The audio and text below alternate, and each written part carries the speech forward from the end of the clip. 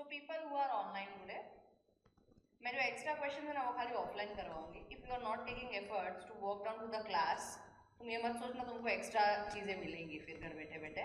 And some of the reason करके हम लोग उठ नहीं पाए. If there is genuine thing के कॉलेज है, समझ में आता है.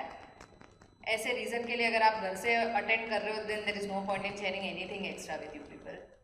Anyways, people offline we will first discuss book के क्वेश्चन. तो मैं तुम लोग के साथ भी करूँगी online and then we will do some extra questions. Clear everyone? Book के क्वेश्चन अपन ने किए हैं कल. एक बुक दे दो ना, टेक्स्ट बुक. हाँ तू दे दे, वो शेयर करने के काम आएगा. यू से दे दूँगी ना तो फिर शेयर करने के काम आएगा. दे दे बेटा.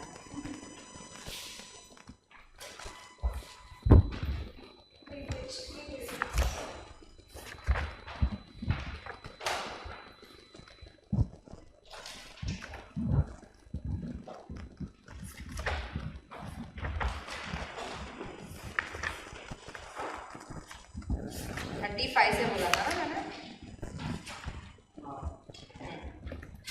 चलो starting with 35th. Which of the following is the function of monetary policy? तुमको नहीं लग रहा है चारों ही सही लग रहा है?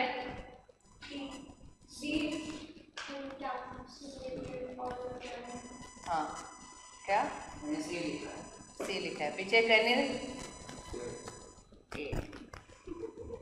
ओके चारों सही लग रहा है. डी क्यों है मैडम आपका answer? Because it contained most of the answers that were actually correct, like your availability of credit, that in caps. Availability है ही नहीं. क्रेडिट अवेलेबिलिटी ऑफ क्रेडिट है ही नहीं. रेगुलेट द अवेलेबिलिटी कॉमा फिर दूसरी चीज कॉमा फिर दूसरी चीज. Cost and use of money in credit, like सब कुछ होता है वो.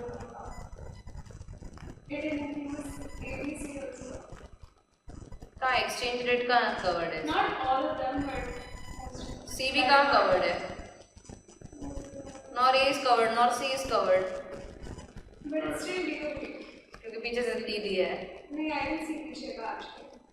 सच में even I did it question लेकिन okay why not option A. उससे चालू करता है.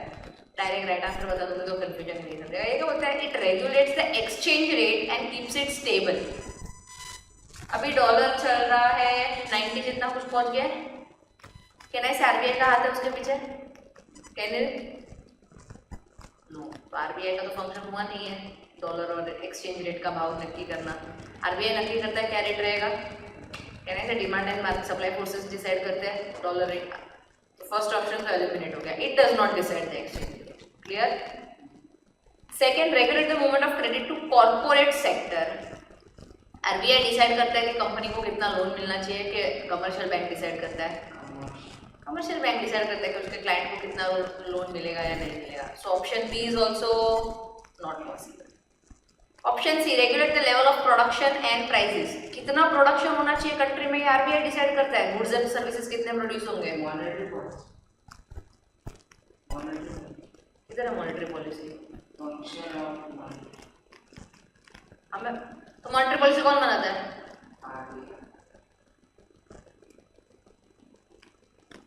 वो तो असल में मॉनेटरी पॉलिसी मेरे घर से बन के आती है. क्या आप आरबीआई की क्यों बातें कर रहे हो? बातें तो मॉनेटरी पॉलिसी क्यों नहीं चाहिए. Third is regulate. तुम ये बताओ मॉनेटरी पॉलिसी में ये लिखते हैं कि कितना गुड्स एंड सर्विसेज प्रोड्यूस होना चाहिए, प्रोडक्शन कितना होना चाहिए इस साल. प्राइस तो क्या प्राइस डिटरमाइन होता है? कौन से गुड्स का कितना प्राइस रखेंगे पॉलिसी बताता है तेरे को. ये सेलर डिसाइड करता है. तेरे पास लॉजिक तो था ही नहीं है डीयू टिक करने का.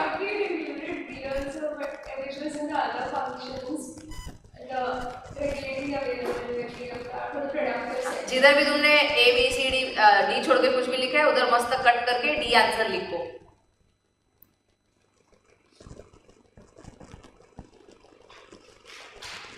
तो डिमोनेटाइजेशन वाला था. हाँ तो उसमें प्राइस कहाँ डिसाइड किया कि कितना प्राइस होना चाहिए. प्राइस डिसाइड करना क्या होता है बेटा? बट 6 महीने बाद तो पता चलता है उसमें आरबीआई ने थोड़ी कुछ किया है. आरबीआई डिसाइड करता है प्राइस कितना होगा गुड्स का. अरे सेलर करता है, तू तूने कोई गुड्स बनाया तो आरबीआई तेरे को बोलेगा इतने में बेच के, तू डिसाइड करेगा कितने में बेचूंगा। तो फिर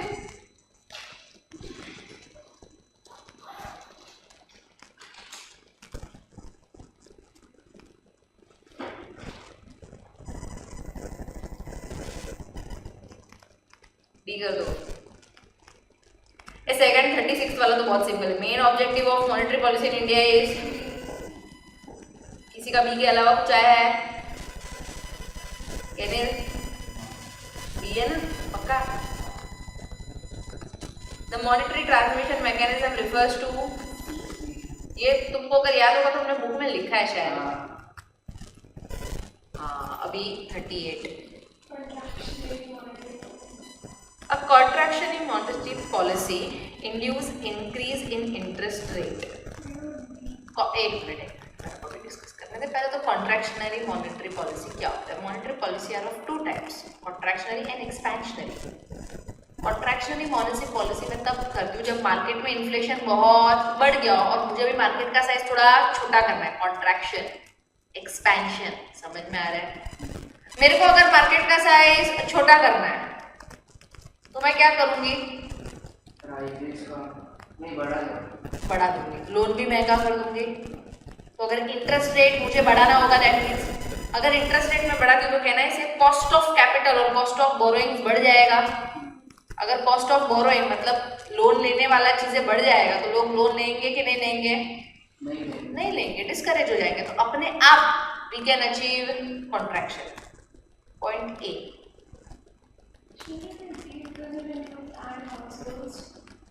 सॉरी हाँ सॉरी बी, दोनों सेम ही है, खाली हाउस होल्ड एक्स्ट्रा है। ए हाउस होल्ड मतलब आप और मैं, हम लोग लोन नहीं ले पाएंगे, और फर्म मतलब बिजनेस भी लोन नहीं लेगा क्योंकि महंगा हो गया। समझा? Everyone clear? बी। मैं भरोसा कर रही हूँ कि तुमने कॉपी किया। Option number 39। क्वेश्चन नंबर, हाँ, ड्यूरिंग डिफ्लेशन, ये भी लिखा है।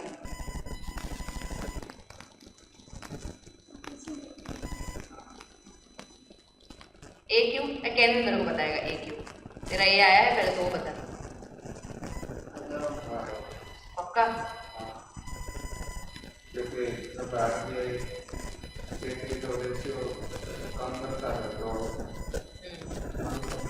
बढ़ जाता है।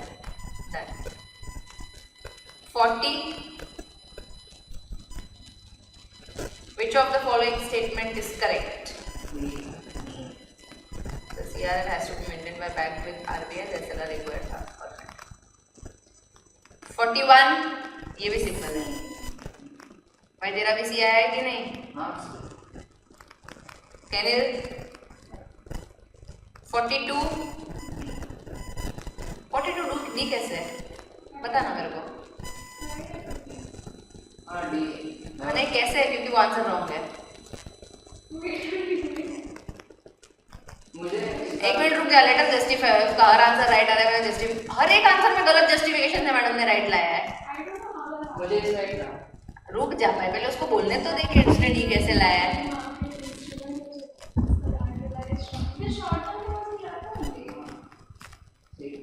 Buying and sell of securities तो मैंने ओएमओ में भी पढ़ा है। कैनिल क्या है तेरा आंसर? OMO perfect. हाँ कोलैटरलाइज्ड किया। इसमें शेयर करते थे तो शायद एलएफ आएगा क्योंकि शेयर भी करते थे तो रिवर्स रेपो दोनों है तो मैंने एलएफ ऑप्शन है उसमें नहीं है। तो फिर तो क्या आएगा नियरेस्ट थिंग? रेपो आएगा। इससे पहले क्या था ना, उसमें कोलेट्रलाइज डाला नहीं था। इसके पहले वाले इससे पहले वाले एमसीक्यू में कोलेट्रलाइज डाला ही नहीं था, खाली buying and selling of securities डाला था, और वो मैंने ओएमओ में पढ़ाया था। इसका एक भी जवाब सही नहीं है पूरा, पर ये पता नहीं आंसर कैसे राइट है। आंसर तेरे सारे करेक्ट है बेटा, लेकिन एक भी लॉजिक करेक्ट नहीं है। कहने तेरे को समझा? रेपो रेट क्या एग्जाम में थोड़ी जस्टिफाई होती उसका अभी राइट आ रहा है, तेरे को लग रहा है बिना लॉजिक के एग्जाम में राइट ले पाएगी? ऐसा करेगी कि नहीं, मेरे को लग रहा है डी थोड़ा ज्यादा नियर है। Can buy not OMO. OMO में क्या होता है? Buying and selling of security होता है। इसमें क्या लिखा है कि सिक्योरिटी एज कोलैटरल दी गई है। अगर आपको कल रेपो रेट याद होगा तो रेपो रेट में क्या था, हमने सिक्योरिटी दी थी आरबीआई को और आरबीआई ने पैसे दिए थे। We give the security with the intention to repurchase it, इसलिए उसका नाम रेपो पड़ा। तो शॉर्ट टर्म के लिए अगर मैं सिक्योरिटी कोलैटरल में देती हूँ, that function is called as repo. That's what you said. आज का लेक्चर यही लेंगे। The term policy rates refer to 43. सी कहने में लिखा है ना, सी तू कॉन्फिडेंट नहीं है एक भी चीज में। ये हमने बुक में लिखा था, तुमको याद होगा तो ये चीज as it is. 44. The reverse repo operation takes place when RBI borrow money from bank by giving them security. Perfect. 45.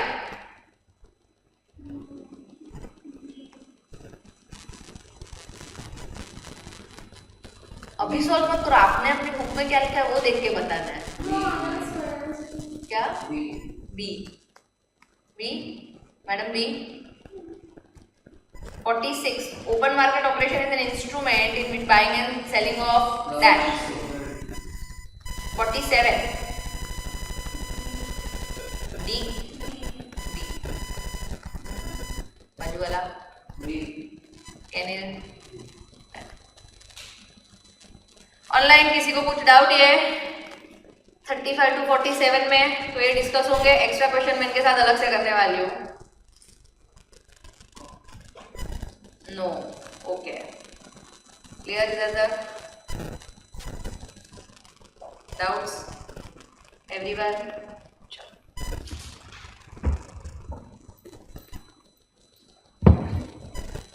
Madam book ले लो। But all right? Copy क्या है? I did copy. Pen करना।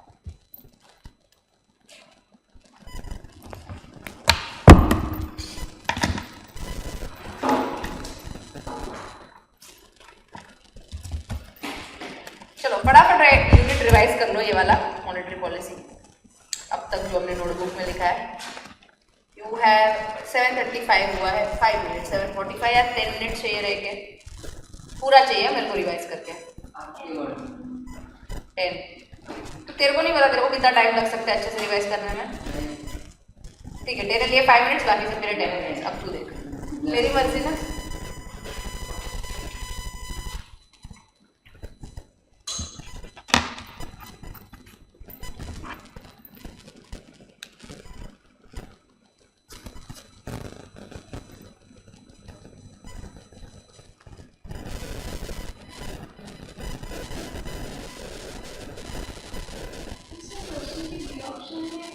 Corporate sector.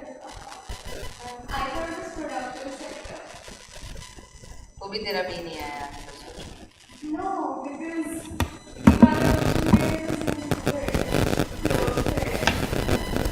Cooperative sector didn't mention और फिर but D का तो तेरा logic है ही नहीं, तू कितना भी जस्टिफाई कर ले। It has no logic, it is covering ABC. कुछ कवर नहीं हो रहा था, कुछ कवर नहीं हो रहा था।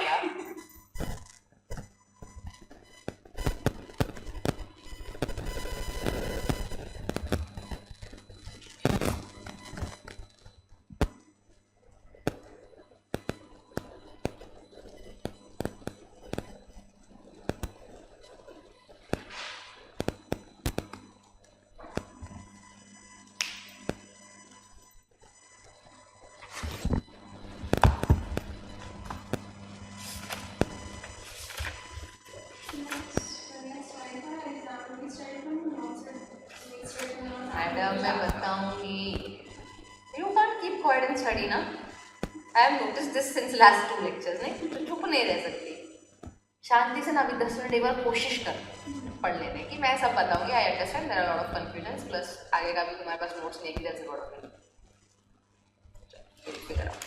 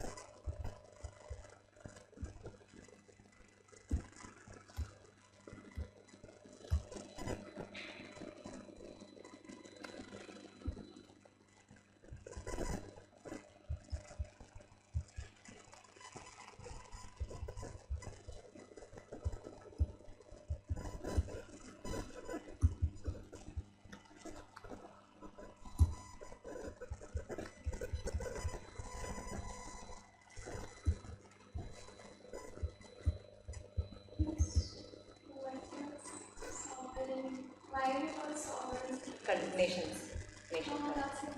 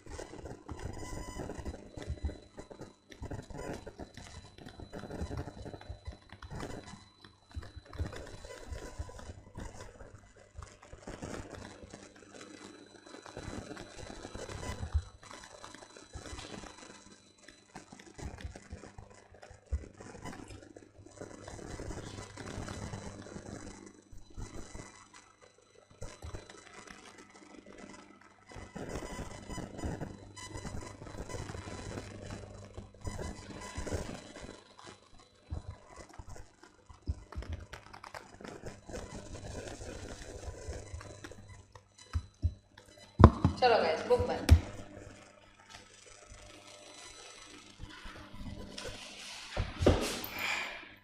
एवरीवन बुक बंद। कहना थोड़ा इस साइड आ जाना, मतलब को दिख नहीं रहा इधर से।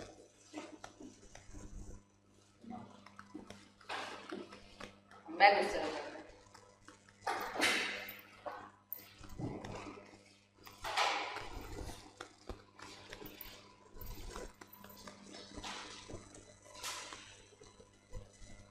We completed unit 3, everyone, correct? People online तुम लोग थोड़ा चैट बॉक्स में एक्टिव रहना ताकि ऐसा मेरे को लगे जिंदा हो। Now we are starting with unit 1 which is demand for money। कि पैसा चाहिए क्यों। Now उससे पहले ना थोड़ा सा इंट्रोडक्शन दिया है पैसे के बारे में कि पैसा नहीं था तो क्या था, फिर पैसा आया कैसे। तुमको 11th स्टैंडर्ड अगर याद होगा तो इवोल्यूशन ऑफ मनी था, उसमें तुमको कि पहले बार्टर सिस्टम था, फिर गोल्ड कॉइन्स यूज होने लगे, फिर नॉर्मल कॉइन्स यूज होने लगे, फिर नोट, फिर प्लास्टिक मनी, फिर डिजिटल मनी। ऐसा याद आ रहा है? थोड़ा सा अपन पहले की बातें करते हैं। चलो, बिफोर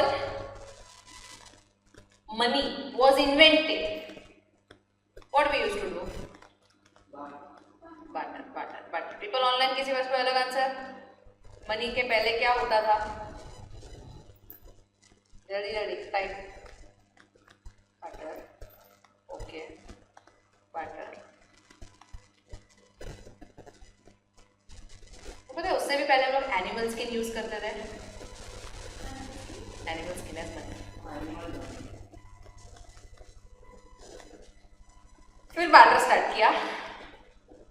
अब अगर बार्टर स्टार्ट किया था, गुड, कमोडिटीज एंड एनिमल्स, अगर बार्टर स्टार्ट किया था तो फिर हमने बंद करके मनी क्यों स्टार्ट कर दिया? Okay, it wasn't working out. But हम लोग कुछ रिलेशनशिप का एडवाइस कर रहे हैं कि ना, I don't think it's working out. Reason दो ना, what was the problem? Double counting of goods. कैसे डबल काउंटिंग? Exact value. तो डबल काउंटिंग कैसे हुआ अगर एग्जैक्ट वैल्यू नहीं है तो? It was hard. Yeah, it was hard to get out. बराबर। And like some perishable goods, they would try to barter like higher quantities, and if you do that, it would actually not be able to be used in time around. Perfect value नहीं मिल रहा था। देख तेरी बहन मिली। मैंने double counting नहीं लिखा था बेटा, मैंने कुछ और लिखा था, पर ठीक है छोड़ा। It was different for measure, example milk liter, rice kg, very good। अभी मैं एक एक प्रॉब्लम स्टार्ट करती हूँ। सिंपल, बहुत सारे प्रॉब्लम बताते। चैट बॉक्स तो मेरा प्रॉब्लम से भर गया इधर। एक बेसिक प्रॉब्लम तो किसी ने बताया नहीं, वो मैं लास्ट में लेती हूँ, पहले बाकी सारे प्रॉब्लम ले ले। तो एक तो मेजर का वैल्यू का प्रॉब्लम हो रहा है कि अभी फॉर एग्जाम्पल तेरा नाम है दिव्य, मेरे को दिव्य पसंद नहीं है एग्जाम्पल, तो वो उसके पास ना बहुत सारी भैंसे है, वो डेयरी वाला काम, सारा दूध घी वो सब उसके पास मिलता है। तो ये और हमारे पास फूड ग्रेन्स है, गेहूं चावल। ये आया कि आप 1 लीटर दूध ले लो और मुझे 1 किलो चावल दे दो। अब मैंने क्या बोला, मेरे को तो ये ज्यादा पसंद है नहीं। हाँ नहीं नहीं, ये 1 किलो चावल ना 1 किलो घी देगा तब मिलेगा। समझ में आता है, घी ज्यादा महंगा होता है तुमसे। ये बोल रहा है कि भाई कल ही तो तूने यार किसी को 1 किलो 1 लीटर दूध के सामने दिया था, नहीं आज मेरे को नहीं देने का है। तो मालूम है चावल तो खाना ही पड़ेगा, प्रोटीन तो चाहिए ही बनेगी, गेहूँ वगैरह। फिर अभी ये आई स्नेहा, तो स्नेहा को मैंने डबल भाव बताया, ऑनलाइन वालों को तो मैंने ट्रिपल बताया, तो मेरे को पसंद ही नहीं है। ये तो 3 गुना भाव है। तुम लोग तो 4-4 किलो चीजें लेके आओ तो जाके मैं 1 किलो चावल बोल, कहने से कोई कुछ बोल नहीं सकता इसमें। और मेजरमेंट देखो, तुम लीटर में कुछ दे रहे हो, मैं किलो में कुछ दे रही हूँ। जैसे ऑनलाइन में एक जन ने लिखा लीटर किलो, कुछ मेजरमेंट का पता नहीं है। So everything is expressed in different units. तो अगर मैं सेल के लिए भी ऐसा सपोज ये चावल और गेहूं का बोरी रखूंगी ना, राइस व्हीट, उसमें भाव क्या लिखूं? 1 लीटर मिल्क, 1 kg फ्रूट्स, क्या भाव का लिखने का? तो मेरे पास एक कोई कॉमन मेजर है ही नहीं। समझ में आ रहा है? कोई कॉमन मेजर नहीं है। This is the first problem. Second, अब मेरे पास है गेहूं और ये दिव्या के पास क्या है? भैंसे, दूध वगैरह देती है। कहना इसे उसको ट्रेडिंग इन मिल्क कम से कम 2 दिन के अंदर कर देनी पड़ेगी। वरना मिल्क तो खराब हो जाएगा, थोड़ी बिगड़ा हुआ दूध लेकर ट्रेडिंग कर पाएगा। तो आइटम्स पेरिशेबल भी हो सकती है, खराब हो जाती है, फिर आप नहीं कर पाओगे उसमें trade, money wasted. Second problem. Third problem कि मैं इसको क्या बोल रही हूँ दिव्या को कि अच्छा ये बोलता है कि मेरे को भी 50 किलो चावल चाहिए, पूरे साल का भी लोग पता है भरते हैं 50 किलो चावल, तो 50 लीटर दूध तो लूंगी नहीं मैं क्या करूंगी 50 लीटर दूध एक साथ लेके, तो तू मेरे को एक भैंस दे दे। बोलता है ठीक है चलो, तो बोला मैं 50 किलो चावल एक साथ तो नहीं, मैं आपको थोड़ा थोड़ा इंस्टॉलमेंट्स में देती रहूंगी। कहने से वो भैंस इंस्टॉलमेंट में देता रहेगा, कैश पूछ लेके आता हूँ, कल पैर लेके आऊंगा, पॉसिबल है क्या? नहीं। तो again there is this problem, क्या मेरा money is not divisible only, मेरे को डिफर्ड पेमेंट्स मतलब ईएमआई तो सिस्टम चल ही नहीं रहा है वहां पे, समझा? और बेसिक प्रॉब्लम जो किसी ने नहीं बताया, इसको चावल चाहिए तो वो मेरे पास आया दूध लेके, पर मेरे को दूध चाहिए ही नहीं चाहिए भाई, कोई नहीं पीता मेरे घर से, ग्रीन टी पियेंगे हम लोग कल से। हो सकता है कि नहीं हो सकता है? मतलब उसका वांट्स और मेरा वांट्स मैच हो रहा नहीं है। This is called as double coincidence of want. क्या बोलते हैं? गलत पढ़ा था बेचारे ने, double coincidence of want. But मुझे बोलना है, हाँ राइट मैं समझ गई, डबल कोइंसिडेंस ऑफ वांट, कि मुझे जो चीज चाहिए वो सामने वाले को चाहिए ही नहीं यार, उसको एक्सचेंज करनी ही नहीं है, बिगेस्ट प्रॉब्लम। अब उसके बाद क्या आया? मनी। कैन आई से मनी में तो सिंपल हो गया कि मैं यहाँ पे लिख दूँ रुपीज कितना, ये सपोज मिल्क का टोप है, इसमें भी रुपीज, सबके लिए सिर्फ देखो रुपीज ही कॉमन है, अलग अलग चीजें लिखनी पड़ रही नहीं है। सो कहना है money means common measure value है ना, यू कैन मेजर इट ना properly and you can give everyone a price, but सबका प्राइस मनी के टर्म्स में ही होगा। पहले किसी का लीटर के टर्म्स में होता था, मिल्क के टर्म्स में होता था, हनी के टर्म्स में होता था, घी के टर्म्स में होता था, राइस के टर्म्स में होता था, अभी सबका प्राइस किसके टर्म्स में होगा? मनी। फिर हम लोग ने ये बाटर वाटर से ना, फिर हम लोग ने क्या सोचा है कॉमोडिटी मनी चालू करने का।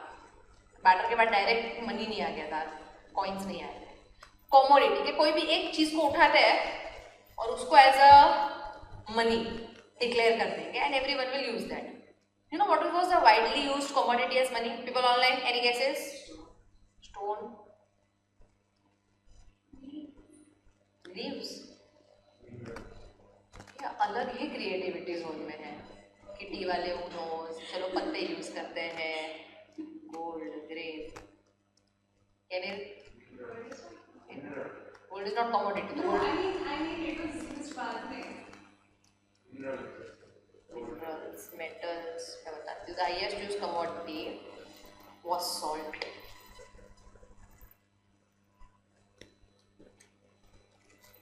वर्कर को ना वेजेस सॉल्ट में मिलता था। तुमने ऐसे वर्डिंग्स नहीं सुने कि मैंने इसका नमक खाया है, नमक हरामी नहीं करनी चाहिए भाई, नमक नमक नमक हर जगह। दिस वॉज द लॉजिक, नमक was as good as wages. In fact नमक को लैटिन में सैल बोलते हैं, तुम्हारा वर्ड सैलरी भी उधर से आया है। गूगल कर लेना बेटा, सच बोल रही हूँ। फ्रेंच में SAL लैटिन बोल रही हूँ मैं, फ्रेंच नहीं आती है मेरे को, बॉन्जोर छोड़ के कुछ भी, समझा? और लगा तो पढ़ना आता है जो केक का शॉप का नाम है, समझा? इधर तक एवरीवन, पीपल ऑनलाइन, नमक शमक, ये देखो सुबह सुबह बैठ के इसमें इतनी ताकत है, समझा? फिर after that there were other commodities that we started, जो तुम लोग के ये ग्रीन कलर वाला दिख रहा है, बुक में लिखी है, कावर्ली शेल्स, बार्ली, पेपरकॉइन, गोल्ड, सिल्वर, ये सब स्टार्ट किया। कावर्ली शेल्स मतलब वो कोई पता है, इस पे मिलती है सी शेल्स पे, शेल्स बीचेस पे, सी शोर पे। इससे पता पहले ऐसा बोलते थे कौड़ियों के दाम बिक गया, सुना है तुमने ऐसी कहावत है, बिकॉज कौड़ी was the commodity used as money. Shells को अंदर वो कुछ तो मार्बल वो ऑयस्टर होता है भाई, वो अलग होता है। ऑयस्टर में पर्ल होता है, मार कंचे कहते हैं क्या ऑयस्टर? मुझे याद है। घर पे होता है। हाँ वर्षिता, अगर तू गुजराती है तो घर पे रहेगा ही तेरे वो। अच्छा घाघरे पे होता है, ओके ओके ओके, मेरे को लगा घर पे होता है। हाँ घाघरे पे होता है नवरात्रि के। कोड़ी पता है, शेल्स। नवरात्रि ड्रेसेस देखे बेटा आपने कभी? उस पे ऐसा लगा होता है व्हाइट कलर का है। क्रिश्चियन वाली गुजराती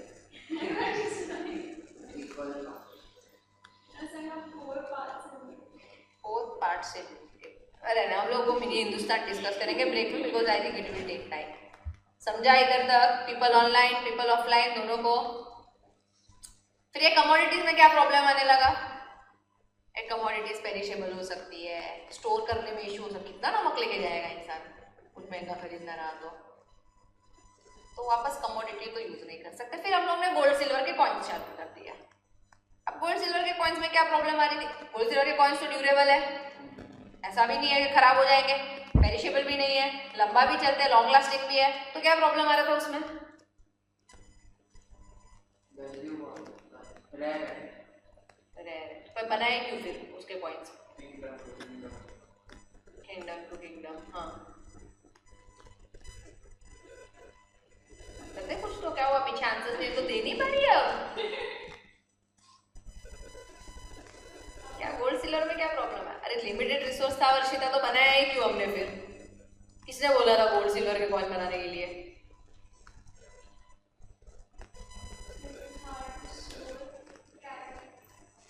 क्या कैरी करना हार्ड? नमक से तो कितना बेटर था। ए नहीं रे वर्षिता, तभी इतना फ्रॉड नहीं होता था, फेक कॉइन्स एंड ऑल। इतने फ्रॉड होगा ना कि हम लोग को सब पे शक ही होता है कि नहीं फेक बना देगा कोई। तब नहीं होता था, तब बहुत सीधे लोग थे। तुम लोग नहीं थे ना उस टाइम पे।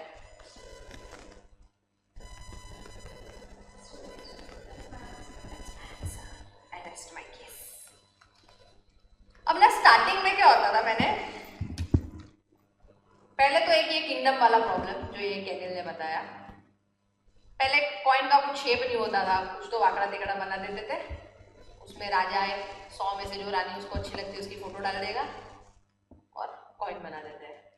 अब आपको दूसरे किंगडम में लेके जाओ तो वो रानी का कॉइन चलता नहीं है। फिर थोड़ा गवर्नमेंट ने क्या सोचा, चलो स्टैंडर्डाइज कर देते हैं सब कॉइन्स, गोल ही बनाएंगे। गोल्ड सिल्वर के सब गोल गोल गोल गोल कॉइन बनाने लगे।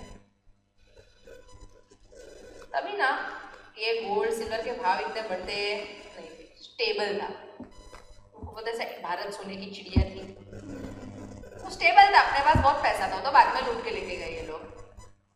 तो मैंने इस पे मस्त लिख दिया 10 रुपया, 20 रुपया, 30 रुपया, 40 रुपया, 50 रुपया। अब धीमे धीमे क्या होने लगा, गोल्ड और सिल्वर के प्राइसेस बढ़ने लगे, डायनामिक होने लगे, क्योंकि रिसोर्सेज लेके गए, रिसोर्सेज अभी कम है अपने पास, तो भाव बढ़ गया। तो अभी गोल्ड कॉइन पे लिखा है 10 रुपये, और ये गोल्ड की वैल्यू ना 100-200 रुपये होगी। तो लोग क्या करने लगे ना, कॉइन पिघलाने लगे। सोनार के पास जाता हूँ, कॉइन मेल्ट करवा देता हूँ, गोल्ड बचेगा, गोल्ड को मैं 100 रुपये, ऑफकोर्स नहीं, इसको खर्च करके 10 रुपये का कुरकुरे का पैकेट लेने से अच्छा मैं 100 रुपये ले लूँ ना गोल्ड स्मिथ के पास से। समझा? तो कॉइन्स डिसअपियर होने लगे इकोनॉमी से।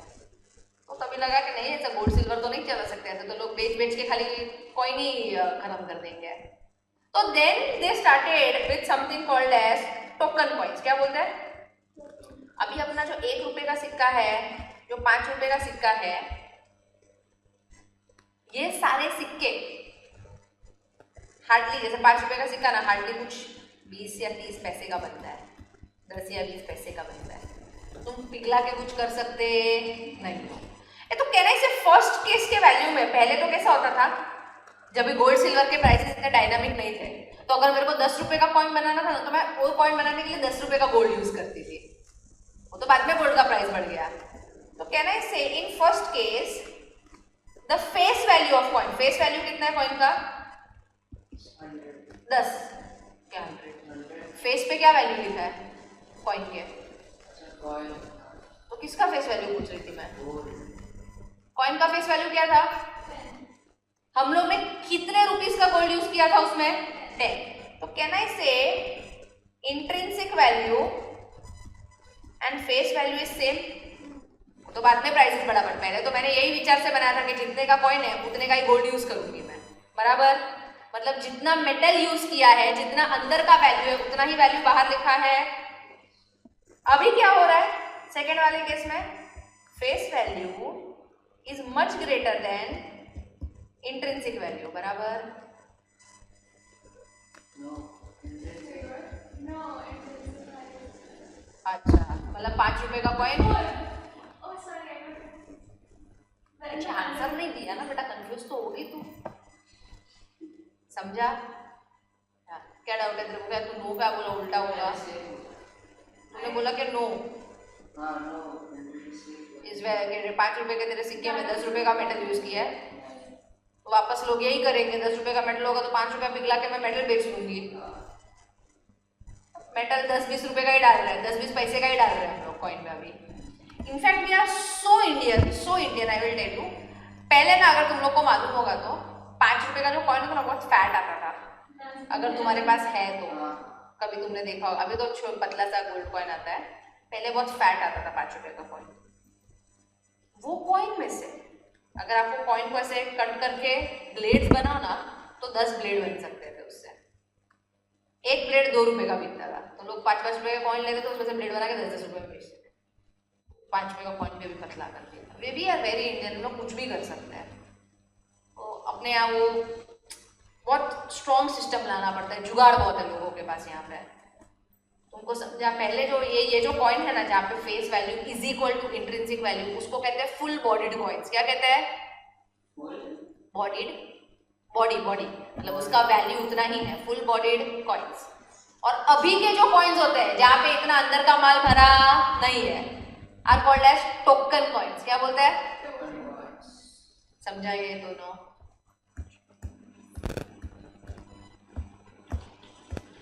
रुको रुको, कॉपी नहीं करना है किसी को, पढ़ा नहीं बाकी है तो क्या कर रही है अभी तुम?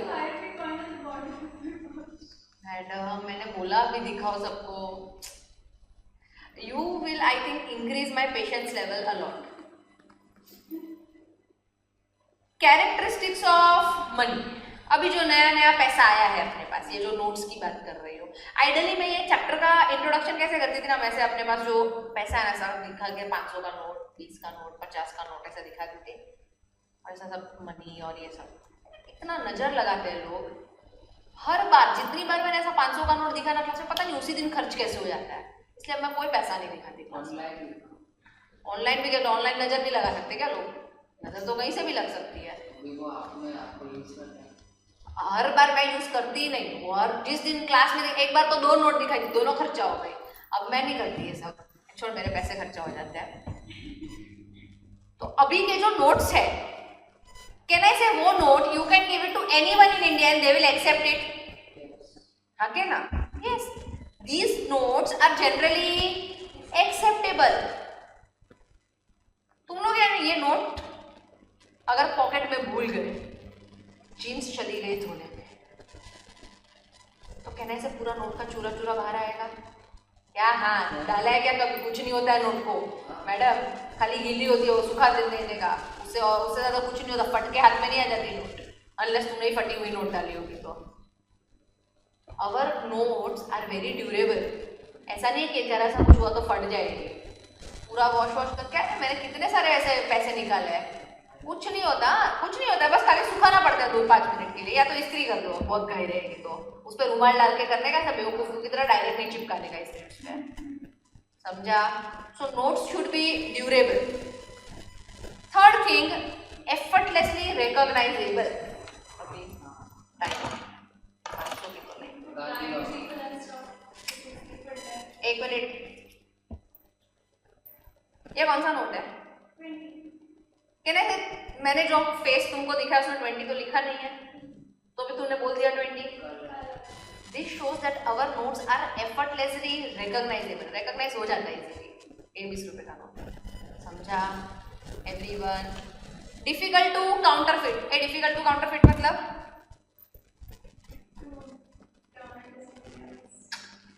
कॉपी करना, काउंटरफिट मतलब एज इट इज प्रोडक्ट बनाना। बहुत डिफिकल्ट होता है नोट रेप्लिकेट करना। तुम लोग डिजाइन प्रॉपर बना सकते हो, बट उसके अंदर का जो तार रहता है, हाँ बराबर प्रॉपर फेक नोट्स, जो अंदर का तार रहता है, उसमें थोड़ा एम्बोसमेंट रहता है ताकि ब्लाइंड लोगों को भी समझे, वो सब ना काउंटरफिट करना काफ़ी हद तक डिफिकल्ट होता है, समझा। ऐसे ही नोट्स बनाने के जो काउंटरफिट करना डिफिकल्ट है, ऐसे नहीं बनाने के कोई भी सेकंड थर्ड का बच्चा ड्रॉ करके चला रहा है, clear. Then it is relatively scarce but has elasticity of supply. Can I say जितना नोट्स, जितना पैसा अपने कंट्री में लोगों को चाहिए उतना पैसा है, होता तो गरीबी ही नहीं होती ना, तो it is scarce. Money is not something that is in abundance, limited है, बट कैन आई से मनी का सप्लाई चेंज हो सकता है, आरबीआई प्रिंट कर भी सकता है नोट्स ज्यादा कम, मतलब इट इज नॉट रिजिड कि इससे ज्यादा नोट्स कभी होंगे ही नहीं अभी इकोनॉमी में। तो अगर मान लो करंटली इकोनॉमी में 10 लाख नोट्स है, तो 10 लाख स्कैर्स, इतना पूरेगा नहीं सबको, बट कहने से आरबीआई कॉल ले सकता है कि अभी 2 लाख और प्रिंट करवाने पड़ेंगे, यस और नो। तो इट इज रिलेटिवली इलास्टिक, ऐसा इनइलास्टिक नहीं है कि 10 लाख से ज्यादा अभी पूरे दुनिया में कभी नोट्स बन ही नहीं सकते, but it is not as easy also कि आरबीआई को लग रहा है क्या करे, बोर हो रहे, चलो नोट्स छापते हैं, ऐसा नहीं होता है। There is a system, I will explain you that. Everyone very clear? Next, it is divisible into smaller parts. मतलब 20 का भी है नोट, 10 का भी नोट है, 1 रुपए का भी है। इनफैक्ट तेरे को कोई चीज लेना होगा तो वो भैंस में देखो, वो प्रॉब्लम नहीं हो रहा था, प्रॉब्लम हो रहा था कि छोटे छोटे पार्ट्स में हम डिवाइड नहीं कर पा रहे थे, एक साथ ही या तो देना पड़ेगा या तो नहीं देना पड़ेगा। इसमें ऐसा नहीं है, अगर तूने 20 का भी दिया तो तेरे को छुट्टा वापस मिल सकता है, yes. Then next is portable और इजीली ट्रांसपोर्टेड। आप कैरी कर सकते हो हमेशा हर जगह अपने साथ, पोर्टेबल मतलब इजीली हम लोग कैरी कर सकते हैं। कॉइन्स में ना पोर्टेबिलिटी इशू होता है। अगर आप 10 लाख रुपए जीत गए केस में, मेरे को आया गुस्सा, मैंने 10 लाख का ट्रक भेज दिया आपके घर में, ले जा गिनता बैठ, बुला ले 100 लोगों को। कॉइन्स में लिमिटेशन होता है पेमेंट का भी, केस से ज्यादा आप नहीं कर सकते, सामने वाला पागल थोड़ी यार गिनता रहेगा पूरे 1-1 रुपए का कॉइन। और पोर्टेबिलिटी, ये 10 लाख के कॉइन्स कैरी करना भी पॉसिबल है, 10 लाख की नोट्स कैरी हो जाती है, समझा। लास्ट है पजेसिंग यूनिफॉर्मिटी। तेरी 20 रुपए की नोट और मेरी 20 रुपए की नोट अलग अलग होगी कि सेम होगी? इधर तक सबको सब कुछ समझा। अभी एक थोड़ा सा इंटरेस्टिंग पार्ट मैं लेके आ रही हूँ, टाइप्स ऑफ मनी। ये नोट्स की बात कर रही हूँ। There are 3 types of note. तुम्हारे बुक में खाली लास्ट टाइप ही दिया है, मैं खाली ऐसा शेयर करूंगी तुम्हारे साथ। First is representative money. Representative money क्या होता है कि मैं as a government I have printed a 100 rupee currency. What I have printed a 100 rupee currency. उतना ही जितना मैं करेंसी प्रिंट करती हूँ एग्जैक्ट उतना मैं गोल्ड और सिल्वर साइड पे रख रही हूँ।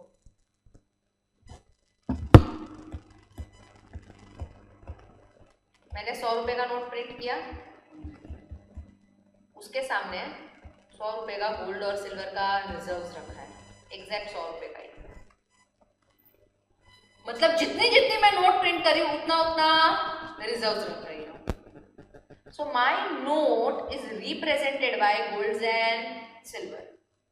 This is known as representative currency. कौन सी कंट्री करती है ये?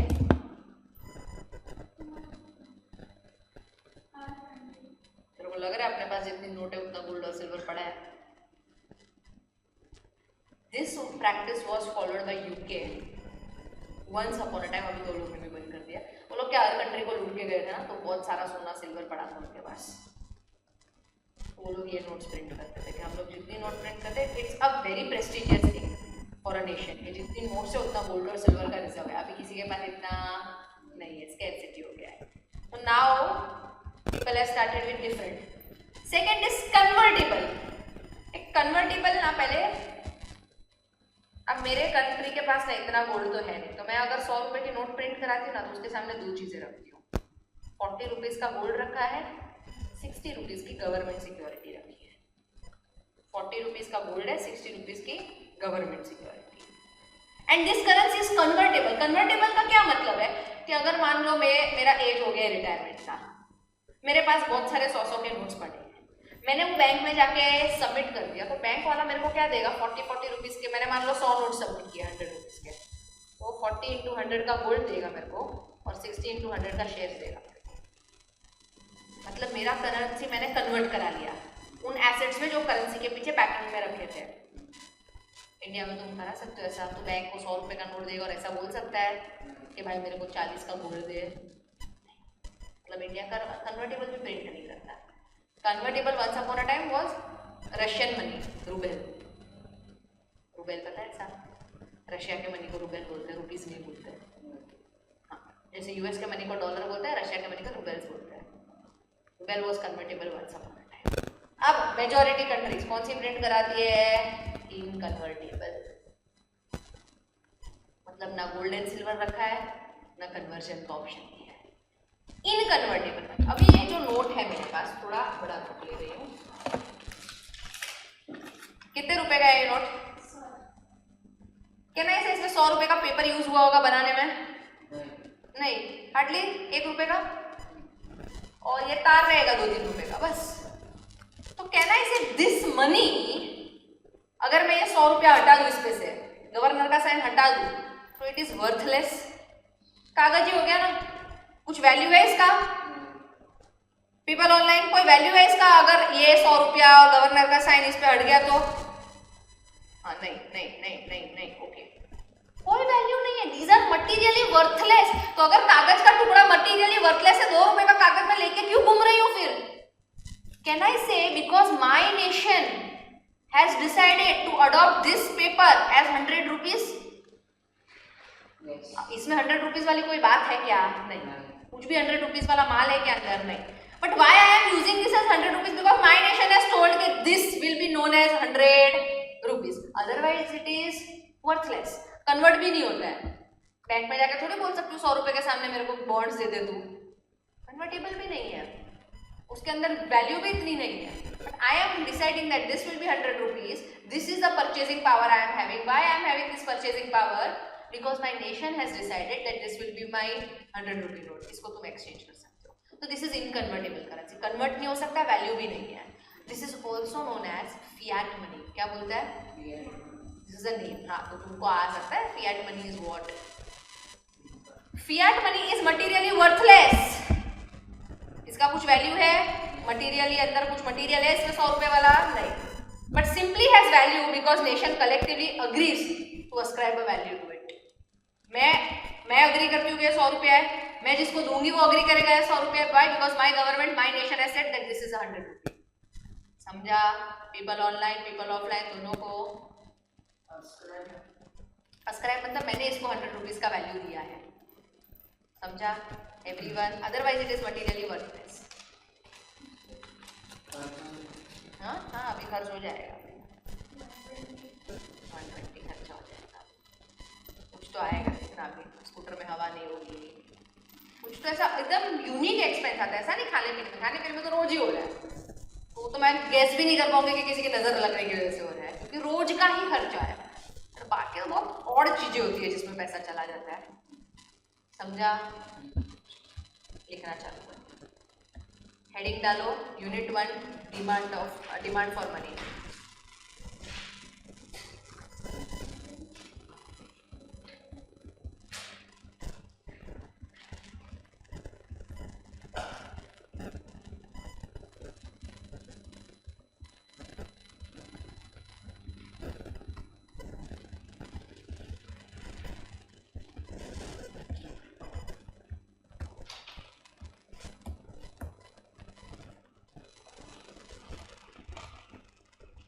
Unit 1,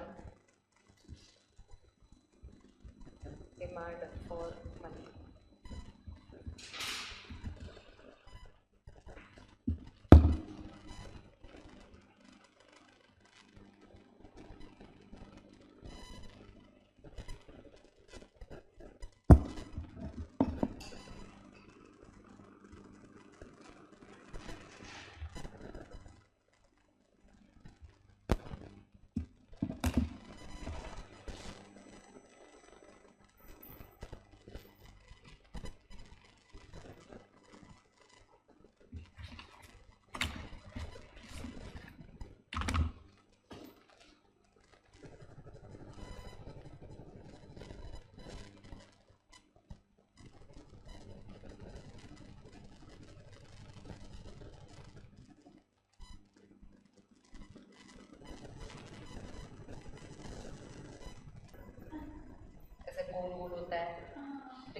डालते हैं। That's got peppercorn. हाँ,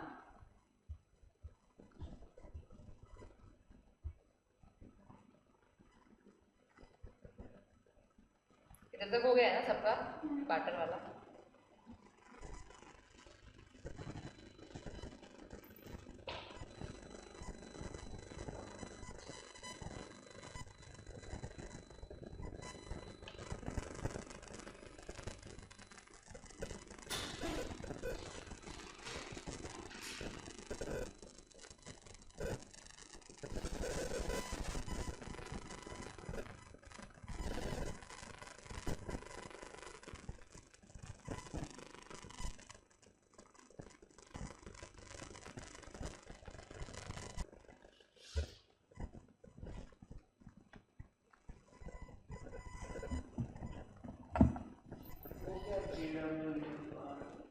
वो मैंने कहा ऐसा एक कोड वर्ड रखा है याद रखने के लिए, GDERDVP इतने। क्या याद करें? GD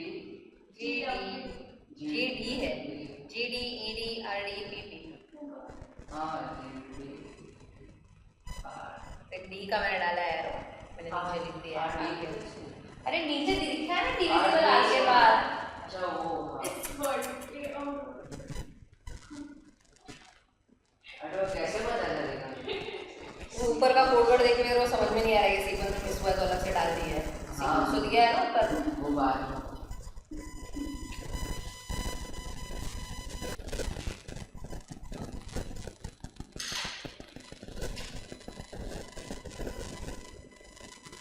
Done everyone?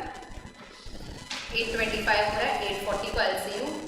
Why I am giving this 15 minutes break? Because next theories are extremely important and something which we have never studied.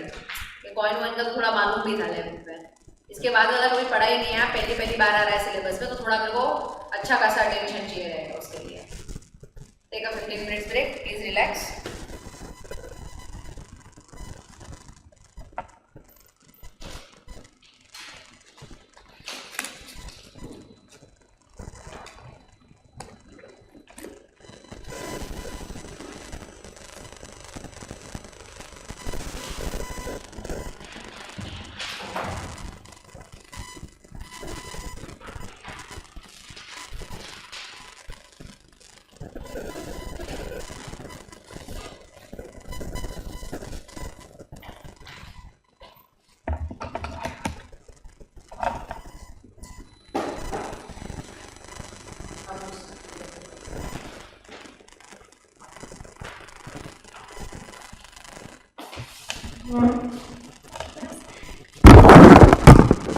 कमीने लोग।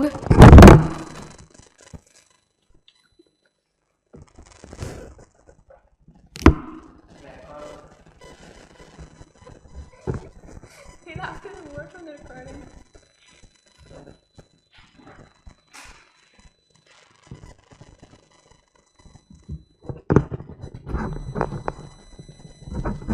Wait. Are you guys coming for the second lecture? This is so. No. Oh my god, you guys left me alone. There are only 2 guys and 1 girl.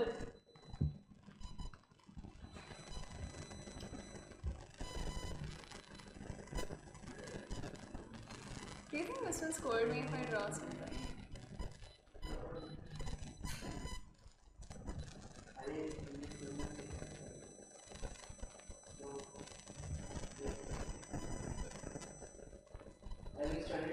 Oh my god, dude, delete that from the chat.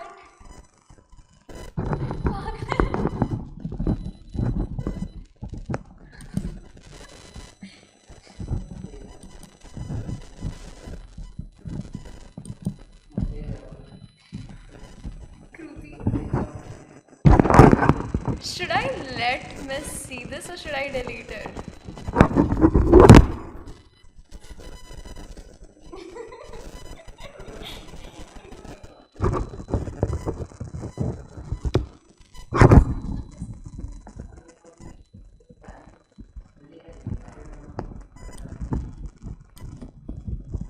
हाँ तूने ही delete किया कर. I'm deleting my name also.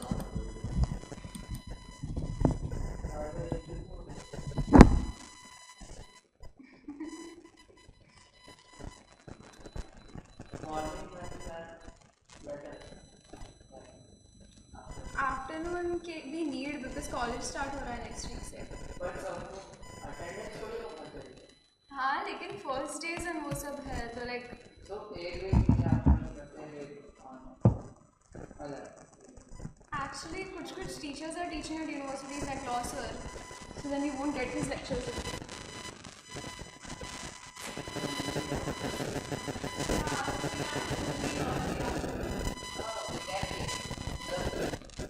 First lecture is the second lecture.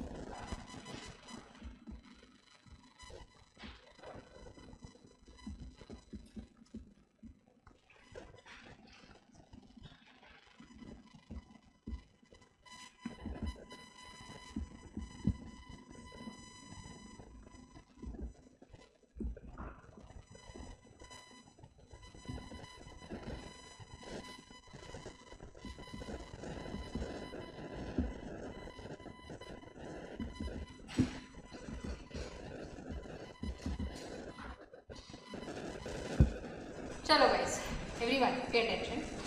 Now this is something which is very important, something you have not done.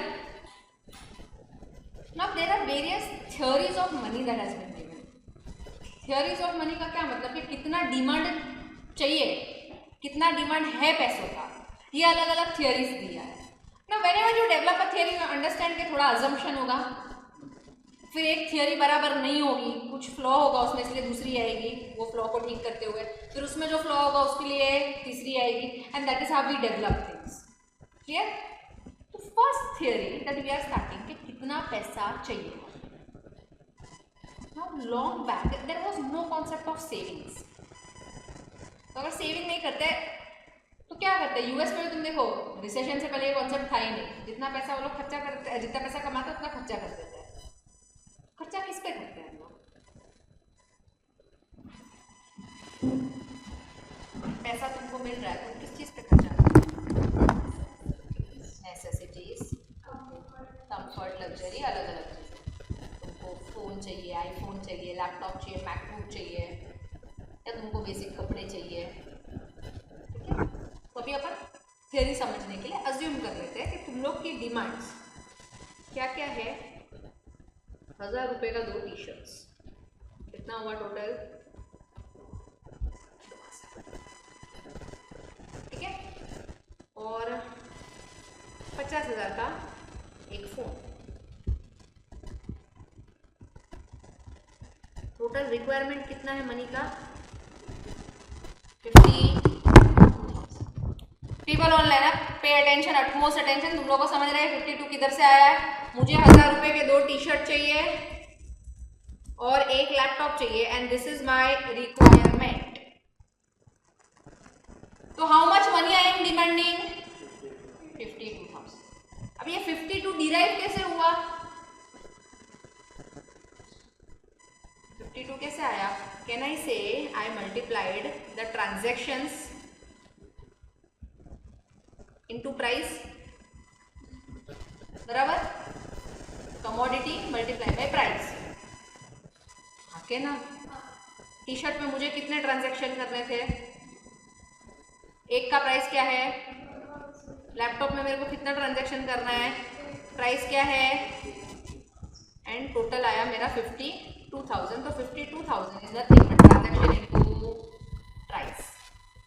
इधर तक clear? People online, इधर तक clear सबको? इसमें किसी को कोई डाउट? 52 कहाँ से आया?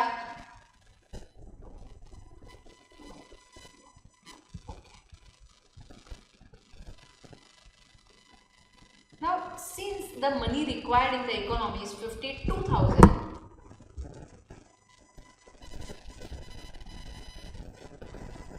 how much money should be supplied? Because supply is equal to demand. तो सप्लाई कितना होना चाहिए?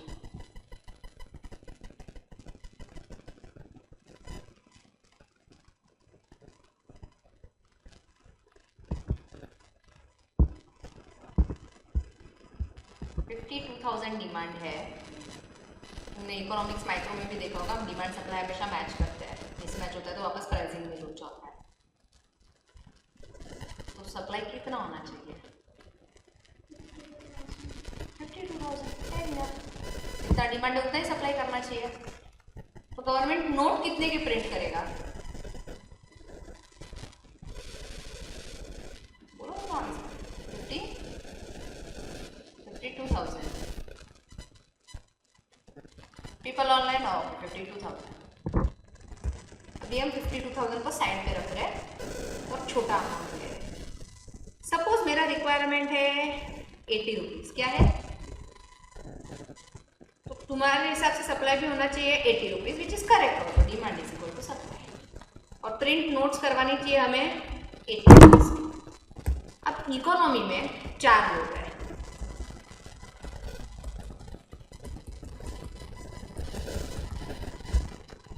स्नेहा,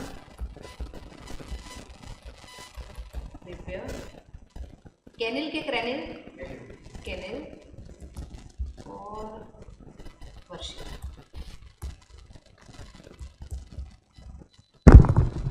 ठीक है, सबके ट्रांजैक्शन है अलग अलग ट्रांजैक्शन. और कलेक्टिवली सबका डिमांड कितना हो रहा है 80 रुपीज़ का।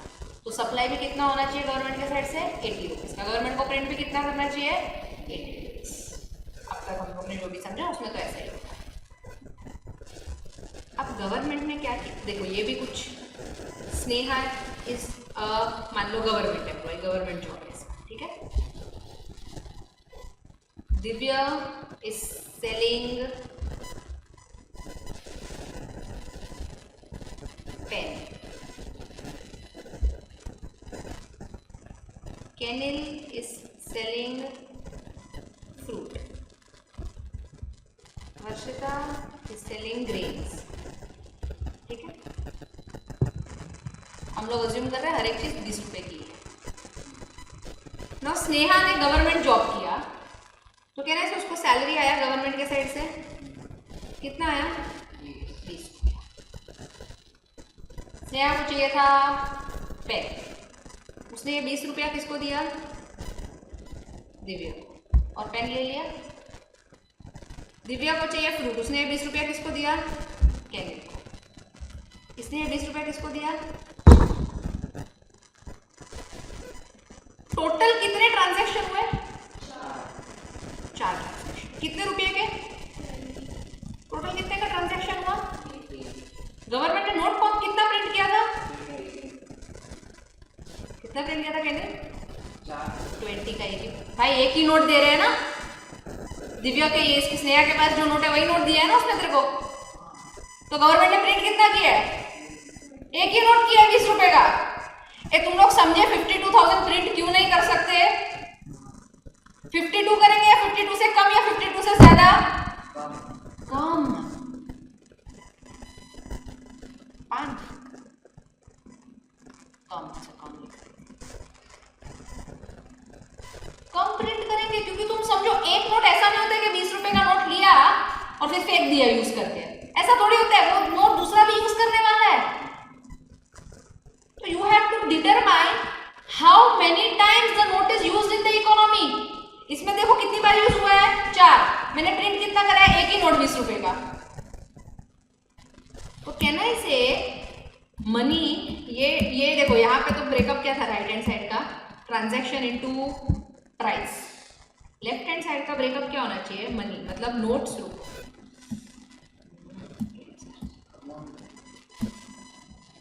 नोट्स मल्टीप्लाई बाय सर्कुलेशन, बराबर। हमने ऊपर देखा ना 20 रुपए का एक ही नोट प्रिंट किया था और सर्कुलेट 4 बार हुआ था, तब जाके 80 रुपया हो गया था। 80 रुपए का प्रिंट किया था क्या गवर्नमेंट ने, नहीं। तो money into notes into circulation should be the answer, correct. Can it doubt people online, किसी को डाउट कि मैं पूरा 52,000 प्रिंट क्यों नहीं करूंगी। In economic terms notes into circulation को मैं लिखती हूँ मनी, मनी मतलब नोट्स इनटू वेलोसिटी, क्या वेलोसिटी मतलब number of times the note has circulated in the economy, क्योंकि एक नोट 50 बार यूज हो सकती है अलग अलग लोगों के थ्रू। समझ में आना है। इसका इक्वेशन क्या था,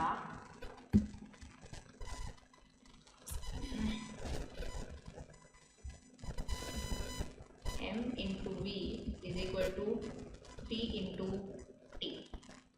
ये इक्वेशन कैसे आया समझा, मैंने ऑनलाइन भी बहुत सारे लेक्चर लिए, लेने आते हैं कभी any lecture, this must be my 6th economic lecture, क्योंकि मैक्रो का 6 होगा, माइक्रो का ज़्यादा होगा। मैक्रो आया ही लास्ट ईयर, अगर आपको मालूम होगा तो पता है ना कि मैक्रो इकोनॉमिक्स में लास्ट ईयर ही आया, अब तक ये इंटर से का पार्ट था। एज इट इज तुम्हारी बुक में कॉपी पेस्ट करके लाया। So before we just had microeconomics and nothing. So we had a paired something, no? Yeah, you had paired with a very easy subject like BCK, which is your extended version of OCL, sole proprietorship क्या होता है, Something that is equation related. DCR, email कैसे लिखना है, और it was also very simple चीज़ हटा दी, मेरे मजा नहीं आ रहा है, बच्चे पास हो गया। तो ये 6th राउंड में ना मैं हर बार देखती हूँ कैसे पढ़ा रहे हैं, मालूम होना चाहिए ना कंपटीशन में क्या चालू है। अच्छा मैं देख रही थी कि गाइस हम लोग को कितना पैसा चाहिए, तो किसी ने बोला 10,000, ओके माय डिमांड इज 10,000, मेरा सप्लाई कितना होना चाहिए। और गवर्नमेंट ना सारे नोट्स प्रिंट नहीं करता, क्यों प्रिंट नहीं करता, क्योंकि यार नोट्स तो यूज होते रहते हैं। तो इक्वेशन आ गया mv is equal to PT, आप समझ गए गाइस। ऐसा उसने एक्सप्लेनेशन ही दिया था, खाली इतना ही।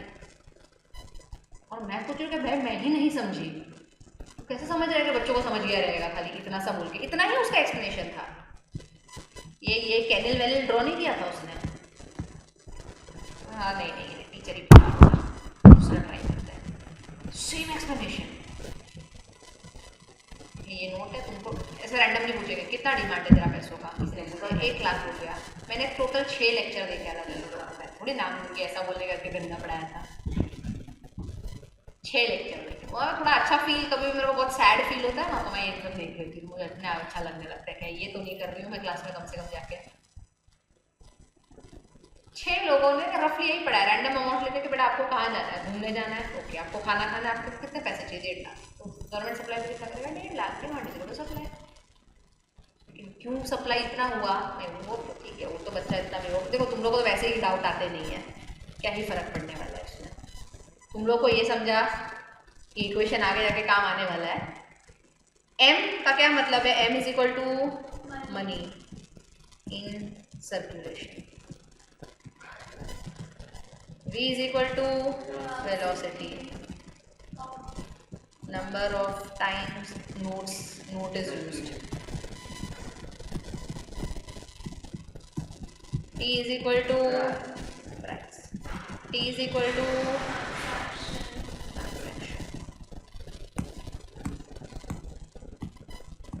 अभी ना इसमें assumption क्या है। अब मुझे बताओ, अगर केनिल ना फ्रूट्स नहीं बेच रहा होता, मतलब वो बेरोजगार होता, अनएम्प्लॉयड होता, कैन आई से नोट का सर्कुलेशन बंद हो जाता। केनिल के पास से तो कोई कुछ खरीदता ही नहीं ना फिर, क्योंकि वो बेच ही नहीं रहा कुछ भी। I am assuming that economy is operating on full employment, क्या, and T is fixed in short run। T मतलब लोगों को हमेशा यही 2-4 चीजें चाहिए, तो ही थियरी बन पाएगा ना। अगर अजम्पशन तो लेना पड़ेगा ना कुछ तो थियरी में। तो क्या अजम्पशन है कि इकोनॉमी में फुल एम्प्लॉयमेंट है और transaction is fixed in short run. अब ना उसका एक एक्सटेंडेड वर्जन आया, इज इक्वल टू बताओ, ये जो 1000 रुपया का टी शर्ट लिया तो can I can pay it in cash. Laptop का 50,000 कैश में लेके जाऊंगी कि चेक लूंगी। तो मैंने ये जो 50,000 का ट्रांजैक्शन किया है ना, this is not hard cash, this is cheque. तो जिसने भी ये थियरी दिया है ना, उसको लगा कि नहीं यार चेक वाला तो मैंने कंसिडर ही नहीं किया, मैंने तो सिर्फ कैश का लिखा है। m dash into v dash. m dash का मतलब credit money which is in bank, v dash मतलब बैंक का भी पैसा घूमता है क्या। ऑफकोर्स तूने बैंक में जमा किया, बैंक ने किसी को लोन दिया, किसी ने किसी को यूज किया, तो उसका भी वेलोसिटी होता है। तो this will be the full equation, expanded equation. कुछ रॉकेट साइंस नहीं है उसमें, खाली बैंक का पैसा कंसिडर किया है इसने। तो पेटीएम से भी कर सकते हैं, बट 1911 की थियोरी है। पेटीएम था क्या, खाली बैंक था तभी, पेटीएम नहीं था 1911 में। आपको समझा ना, पेटीएम रिसेंट इंट्रोडक्शन।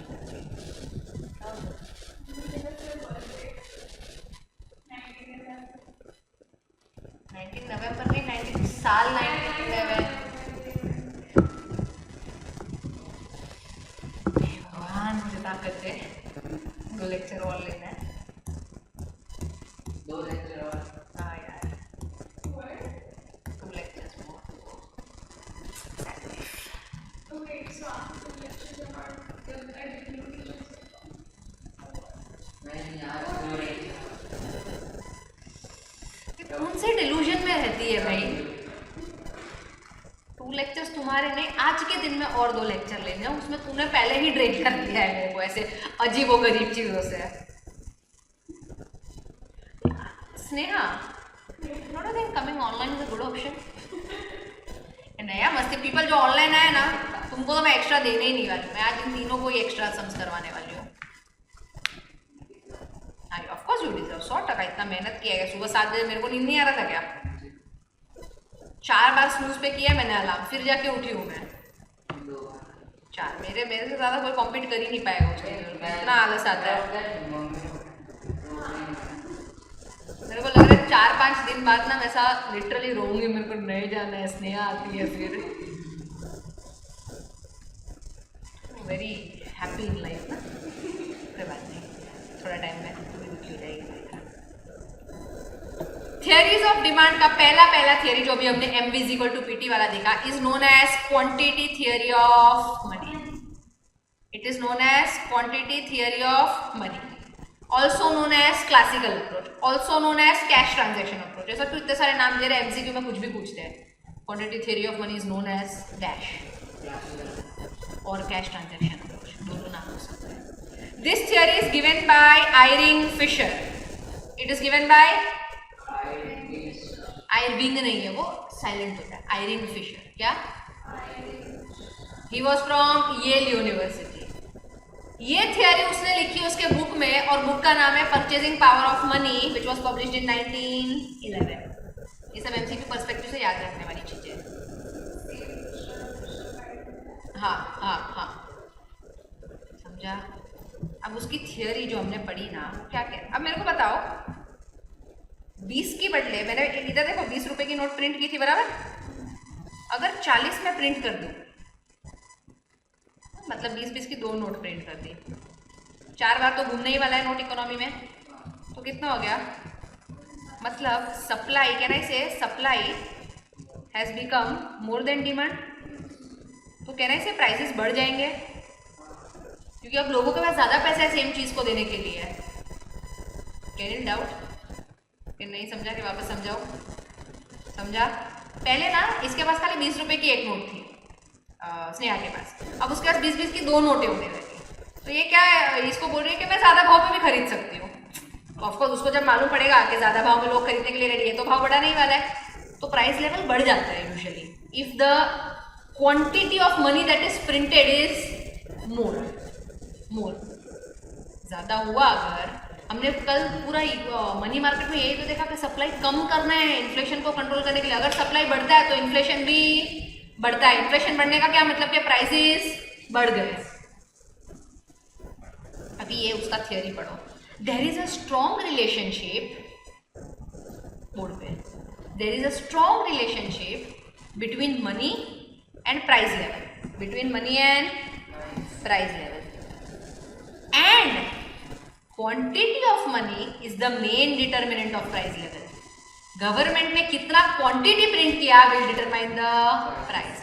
सेम चीज को दूसरे लैंग्वेज में भी लिखा है, changes in general level of commodity prices और changes in value of purchasing power are determined by first changes in quantity of money in circulation. मतलब कमोडिटी का प्राइस जो चेंज होता है वर्सेस जो परचेजिंग पावर चेंज होता है, मतलब ये अब 40 रुपये, उसका परचेजिंग पावर बढ़ गया ना, ये बढ़ा क्यों? Because of quantity of money, because of quantity of money. अब इसमें तुम एक चीज नोटिस करो, इसमें पैसा सिर्फ और सिर्फ ट्रांजैक्शन करने के लिए मांगा है, सिर्फ और सिर्फ। दैट मीन्स कैन आई से तुम लोग को पैसा, मान ले अभी दिव्या कितना पैसा चाहिए तेरे को लाइफ में अभी थोड़े टाइम के, मांगे अमाउंट बोल, रीजनेबल देना अमाउंट के इतना पैसा चाहिए, क्या करना है पैसों का तेरे को? तेरे पास 1 लाख रुपए आ गया, क्या करना है पैसों का अभी? जल्दी बोल, लेक्चर टाइमिंग कंस्ट्रेंट है। फिर क्या करेगा सेव करके? क्या नहीं, जल्दी बोल, क्या कर सकता है? 1 लाख रुपए आए तेरे पास तो, हाँ अभी 5 मिनट ही है खर्चा करने के लिए, जल्दी बोल। हाँ इन्वेस्ट, अरे इन्वेस्ट करके फिर क्या, चल डबल कर दिया तूने, 2 लाख हो गया, इन्वेस्टमेंट भी विड्रॉ कर लिया, 1 लाख का 2 लाख हो गया, बहुत अच्छा इन्वेस्टमेंट किया तूने अभी। कहना है अल्टीमेटली तो हम लोग को पैसा खाली खर्चा करने के लिए चाहिए, हम लोग को मनी इसलिए चाहिए कि हम लोग को पैसा बहुत पसंद है, कि मनी इसलिए चाहिए क्योंकि मनी से जो चीजें खरीद सकते हैं हमें वो चाहिए?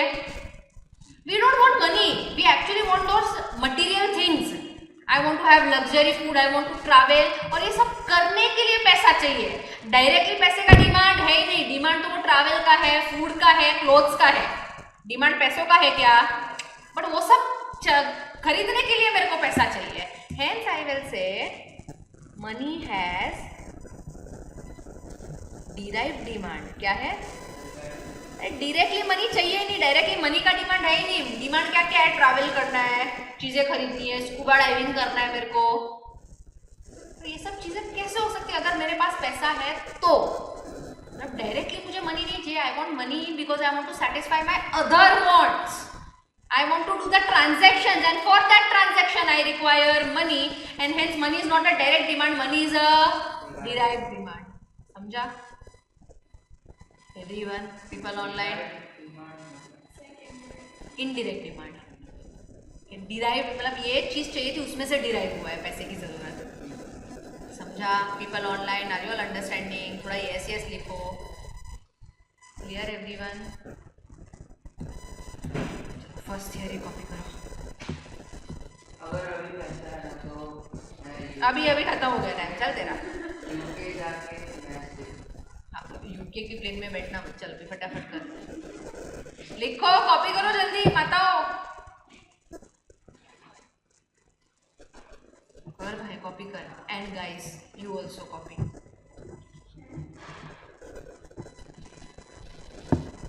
तेरी फेयर बुक अभी कंप्लीट है मैडम? अब तक जो भी लिखा सब लिख दिया है ना बुक में?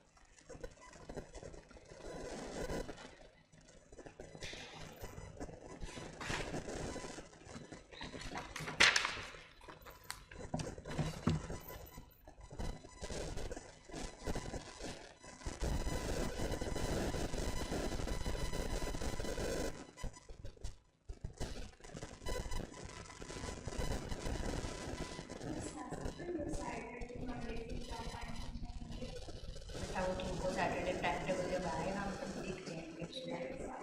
संडे को रात को। हाँ,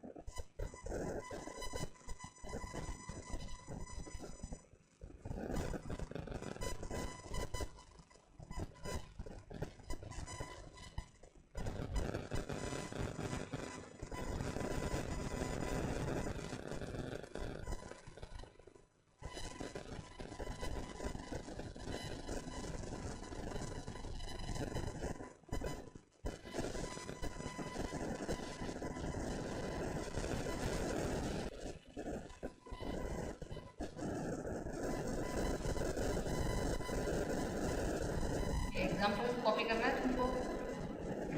करो।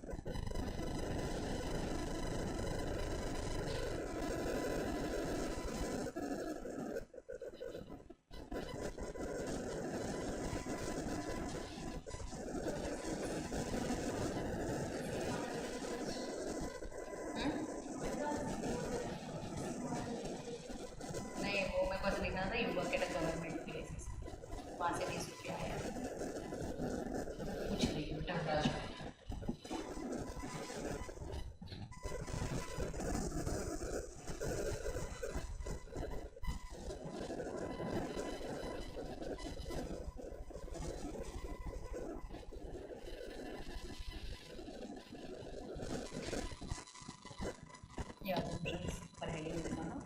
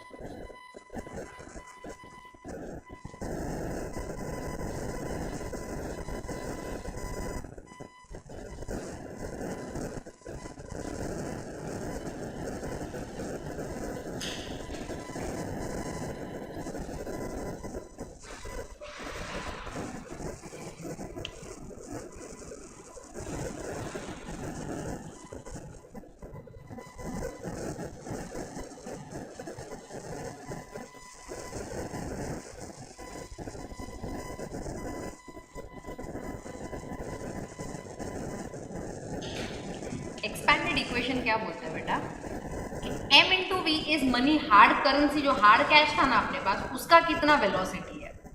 And expanded version m dash is what credit money, मतलब you have certain money in bank also that you can use. तुमने अगर पैसा बैंक में डाला है तो बैंक वाले ने भी वो किसी को लोन दिया होगा, तो that money also circulates, bank money also circulates. So m into V plus m dash मतलब bank money into V dash, bank money का velocity is equal to price into transaction. Laptop देने के लिए तो मैं बैंक मनी भी use कर सकती हूँ. समझा?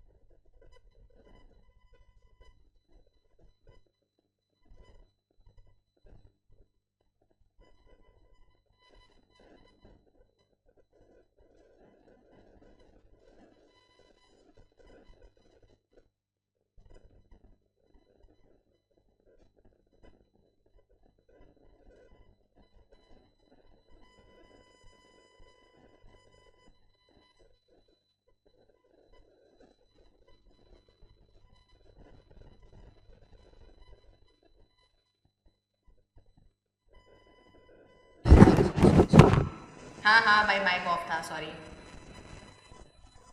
I am explaining again. Second theory says कि बात बराबर है फर्स्ट थियरी का कि money is required for transaction, पर आपने तो ये बोला ही नहीं कि मनी थोड़ा स्टोर करना पड़ेगा, होल्ड करना पड़ेगा. तो यार फर्स्ट वाला बोलता है क्यों होल्ड करना है, जिस दिन सैलरी आया उस दिन खर्चा करो. तो ये लोग क्या बोल रहे हैं कि ऐसा नहीं होता है, सैलरी आता है साल में, महीने में एक दिन, और खर्चा तो रोज होता है अलग अलग अलग. Is earning salary and doing expenditure simultaneous thing? No. Doing expenditure is split up into many days. क्या आज कुछ खरीदा, कल कुछ खरीदा, परसों कुछ खरीदा, अलग अलग दिन में पैसा डालेगा. तो पैसा आया वर्सेस पैसा यूज किया, तब तक तो होल्ड करना पड़ेगा कि नहीं? होल्डिंग का तो बात ही नहीं किया है किसी ने.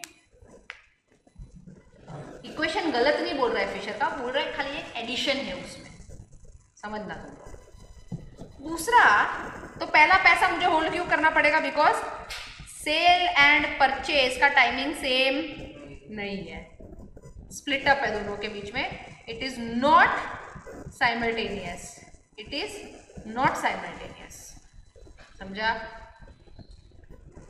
सेकेंड, अब तुमने सोचा कि तुम एक 2 टी शर्ट और एक लैपटॉप लोगे, फिर सेकेंड मंथ में तुमने एक फ्रूट, एक पेन और एक वेजिटेबल लिया है.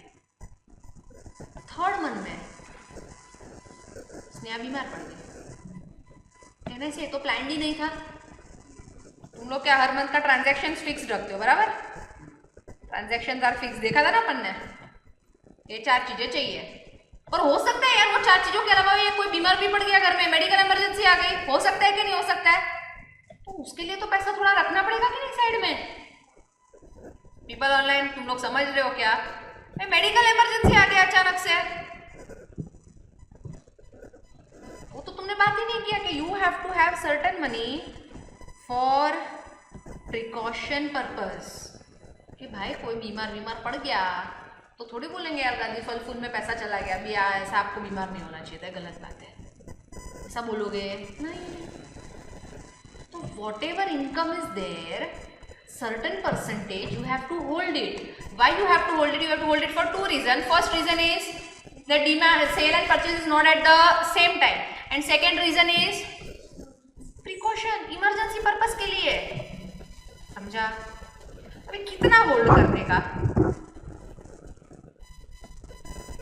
होल्ड करेंगे कितना? इनकम है मेरा, चलो ₹1,00,000 महीने का. कैसे सर्टेन परसेंटेज कैसे डिसाइड होगा?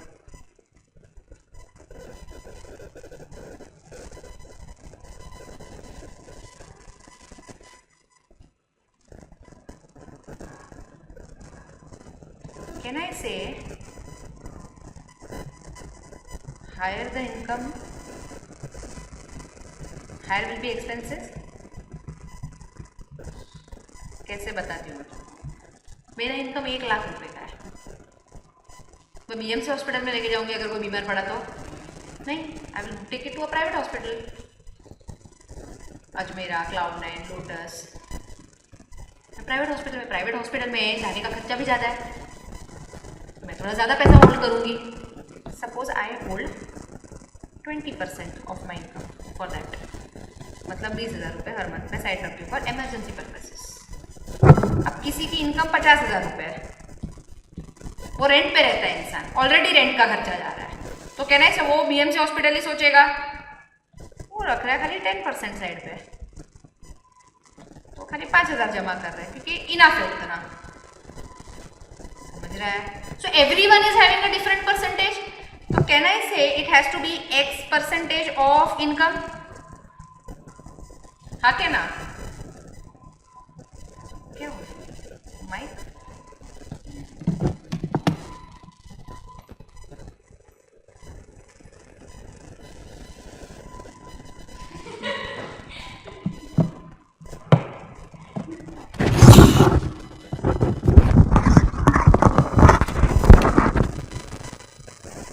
Can I say X% of income?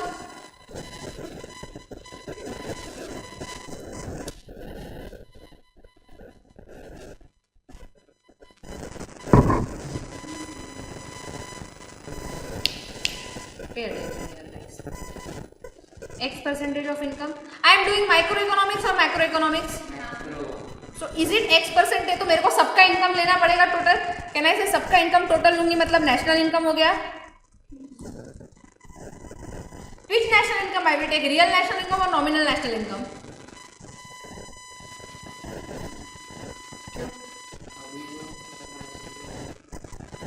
For a change, बहुत एक्यूरेट आंसर दिया.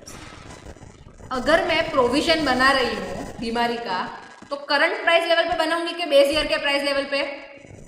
करंट ईयर के प्राइस लेवल पे. तो I will always take nominal national income. कैसे मिलेगा? Real national income into current price level. बराबर. तूने पहली बार राइट आंसर दिया है, वरना तो हमेशा अजीब आंसर देता है और बहुत एक्यूरेट आंसर दिया है कि प्रोविजन तो मैं करंट इनकम के हिसाब से मतलब करंट एक्सपेंसेस के हिसाब से ही करूंगी ना. कि अभी हॉस्पिटल में भाव चल रहा है 10,000 तो 10,000 के हिसाब से प्रोविजन बनाना पड़ेगा. बेस ईयर में क्या भाव चल रहा है उससे अपने को क्या लेना देना. समझा एवरीवन? अब ये लोग सब ना कैम्ब्रिज से थे. तो Cambridge is represented by small K. Instead of having X percentage they have kept it K. K is that ratio only, जो भी परसेंटेज रहेगा. समझा पीपल ऑनलाइन? इनका इक्वेशन ये है. MD is what? Demand of money is equal to K into PY, where P is current price level and Y is real national income. तो P into Y अगर तुम मिलाओगे तो क्या बन जाता है? Nominal national income. अभी मेरे को ना एक बैच में पूछा था तो इसमें तो खाली उसने साइड पे कितना पैसा रखेगा वही बोला है. ट्रांजैक्शन का कहाँ बात किया? ये क्वेश्चन में को ट्रांजैक्शन का बात कर रहे हैं. ये क्वेश्चन में तो क्या बोल रहा है कि इतना पैसा होल्ड करना पड़ेगा. Certain percentage of your income you are suppose to hold for precautionary purposes. Transaction, अरे वो ट्रांजैक्शन का इक्वेशन फिशर का ही है एज इट इज. उसने बोला वो करेक्ट है बट ये एक चीज एडिशनल फिशर ने कंसिडर की नहीं है तो खाली एडिशनल चीज का उसने इक्वेशन दिया है. ट्रांजैक्शन का इक्वेशन फिशर का they have agreed that it is correct. समझा? जो बोर्ड में दिख रहा है वो थोड़ा सा देख लेते हैं. नियो क्लासिकल अप्रोच फिशर का क्लासिकल अप्रोच था. उसका कैश ट्रांजैक्शन अप्रोच था. इसका कैश बैलेंस अप्रोच है कि थोड़ा बैलेंस कैश अपने पास होना चाहिए. और it is known as Cambridge approach. This is given by 4 economist: Alfred Marshall, AC Pigou, DH Robertson और John Maynard Keynes. John Maynard Keynes का नाम बार बार तुमको आया रहेगा नेशनल इनकम में, याद है? ये लोग क्या बोलते हैं? The Cambridge version of money holds the money increases utility in the following 2 ways. First, split up of sale and purchase to 2 different point of time rather than being simultaneous. बराबर कि तुम्हारा सैलरी आएगा versus खर्चा होगा वो same time पे होने वाला नहीं है. It is split up into different days. And second, being hedge against uncertainty. Hedge मतलब किसी को मालूम?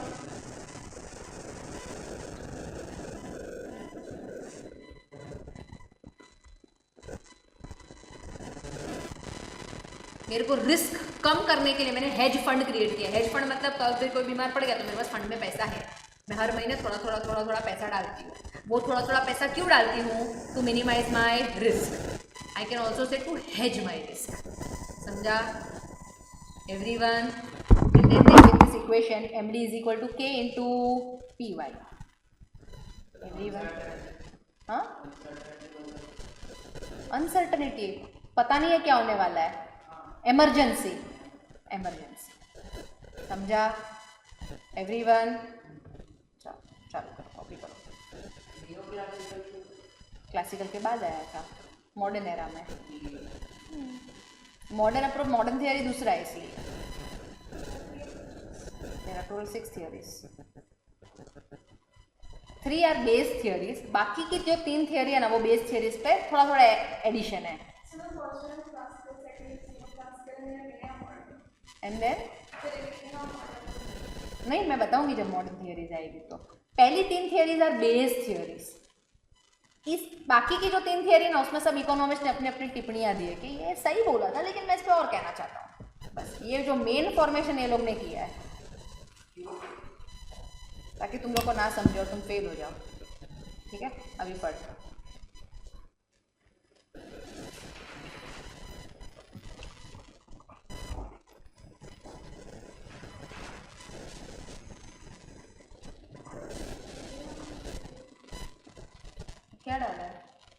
ब्लैक में।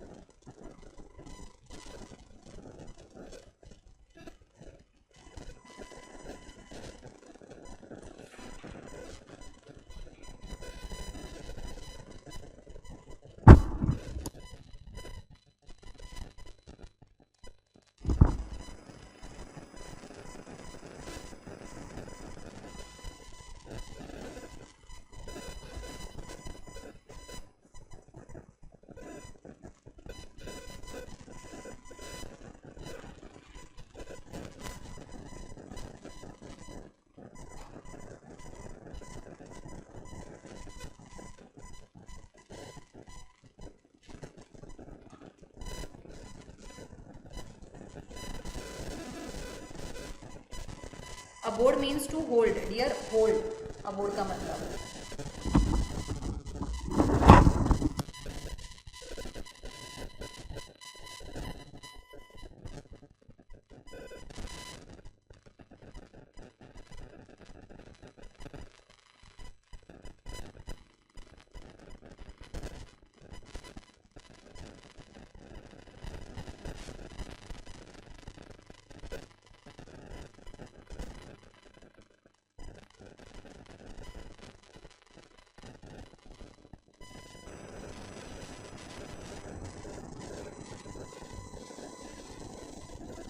ये इन केस किसी को कॉपी करना है तो वी हैव लेक्चर टिल 10 ना, डन, इतना कॉपी कर लेना। And in case if you all are deciding to come offline to the next class तो मैं वो एक्स्ट्रा वाले डिस्कस करूंगी, वरना these are 3 people I will discuss with them. Clear? चलो पास्ट एग्जाम क्वेश्चन होंगे जो अपन डिस्कस करेंगे नेक्स्ट क्लास। नेक्स्ट लेक्चर ये वाला यूनिट भी खत्म हो जाएगा, इसके भी एमसीक्यू सॉल्व कर लेंगे।